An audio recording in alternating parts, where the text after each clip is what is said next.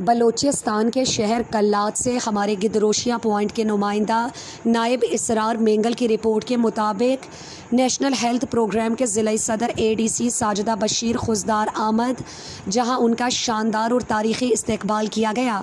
इस मौके पर ज़िला सदर मोहतरमा रशीदा ज़ाहरी, सूबाई जनरल सेक्रेटरी अब्दुल करीम ज़ाहरी समेत नेशनल हेल्थ वर्कर्स की बड़ी तादाद मौजूद थी।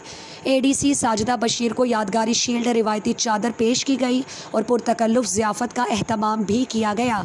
शुरका ने कहा कि उनकी आमद नेशनल हेल्थ प्रोग्राम के लिए एजाज़ है और वर्कर्स के हौसले बुलंद हुए। ADC साजिदा बशीर ने वर्कर्स की खिदमत को सराहते हुए कहा कि अवामी खिदमत के इस मिशन को मज़ीद आगे बढ़ाया जाएगा।